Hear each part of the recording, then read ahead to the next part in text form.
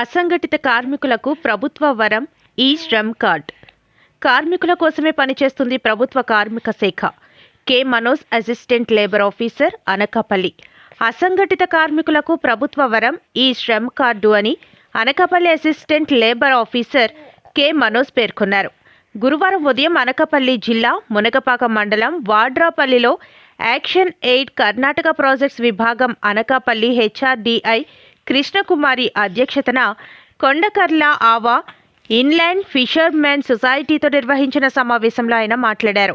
Corona విపత్కర పరిస్థితుల్లో వలస కార్మికులు, అసంఘటిత కార్మికులు కష్టాలు పరిగణలోకి తీసుకొని కేంద్రం అసంఘటిత కార్మికులకు సామాజిక భద్రత కల్పించడం కోసం ప్రవేశపెట్టింది.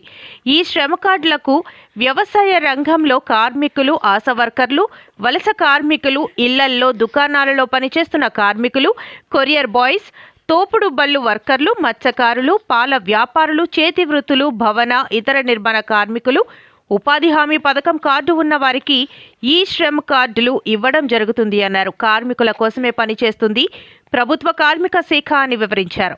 ఈ కార్యక్రమంలో కృష్ణకుమారి మాట్లాడుతూ ఆవ మీద ఆధారపడి జీవిస్తున్న వారందరికీ ఈ శ్రమ్ కార్డులు వచ్చేందుకు తాము సహకరిస్తామని పేర్కొన్నారు.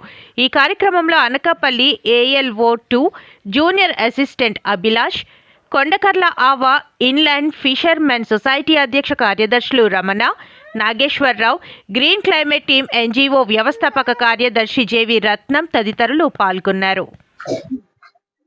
ఈ శ్రమ్ అనేది తీసుకురావడానికి ముఖ్య ఉద్దేశం ఏంటంటే, మనకి కరోనా వంటి విపత్కర పరిస్థితి వచ్చింది కదండి. ఆ టైంలో ఏంటంటే మన మైగ్రెంట్ లేబర్ అందరూ కూడా రోడ్ల మీద నడుచుకుంటూ వెళ్ళిపోవడము, అసలు వాళ్ళకి ఎటువంటి సామాజిక భద్రత లేదని చెప్పి ఒక ఉద్దేశంతో ఒక సుప్రీంకోర్టులో ఒక స్పెషల్ లీవ్ పిటిషన్ అనేది వేయడం జరిగింది.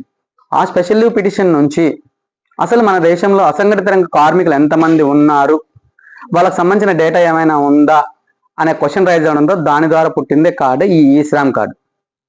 సో ఎవరైతే మన దేశంలో ESI PF లేని అసంఘటిత రంగ కార్మికులు అందరూ ఉన్నారో, అంటే ఎనీ ఫీల్డ్, మీరు ఏ వర్క్ అని చేయొచ్చు, డ్రైవర్ అవ్వచ్చు, లేదా చేపలు పట్టవచ్చు, లేదా ఏదైనా ఇంట్లో పని చేయొచ్చు, డొమెస్టిక్ వర్కర్స్ అవ్వచ్చు, ఎవరైనా కూడా ఇందులో అర్హులు అవుతారు.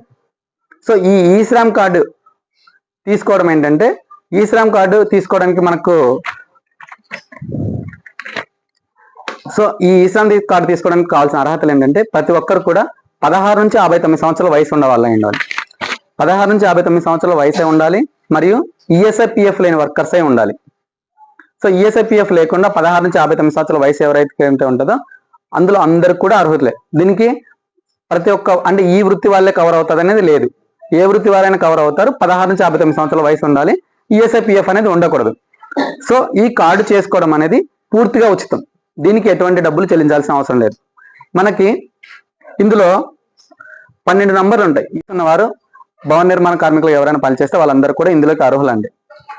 ఇందులో మెయిన్గా కావాల్సింది ఏంటంటే, ఇందులో ఎవరైనా నమోదు అవ్వాలనుకుంటే వీరు వారి యొక్క ఆధార్ కార్డు, వాళ్ళ కుటుంబ సభ్యుల యొక్క ఆధార్ కార్డులు, అదేవిధంగా మీకు ఒక రైస్ కార్డు ఉంటుంది, రైస్ కార్డు, ఎవరైతే వ్యక్తి ఉంటారో ఆ వ్యక్తి యొక్క 2 పాస్పోర్ట్ సైజ్ ఫోటోలు, వారి యొక్క బ్యాంక్ అకౌంట్ జిరాక్స్, మరియు 110 రూపాయలు అండి.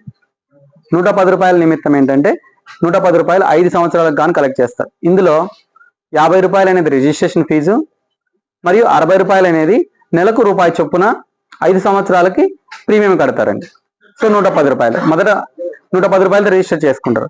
ఆ తర్వాత ప్రతి 5 సంవత్సరాలకు ఒకసారి 60 రూపాయలు చొప్పున మీకు 60 సంవత్సరాల వయసు వచ్చేందుకు ఏంటి అంటే, ఒక భవన నిర్మాణ కార్మికులు ఉన్నారు, ఆ కార్మికుల యొక్క ఒక కుమార్తెకు వివాహం చేశారు. వివాహ కానుక నిమిత్తం గవర్నమెంట్ ఈ బోర్డు నుంచి, సంక్షేమ బోర్డు నుంచి 20,000 రూపాయలు అనేది ఇస్తారండి. ఒకవేళ ఇద్దరు కుమార్తెల వివాహాలకి రెండు వివాహాల వరకు 20,000 ఇస్తారు.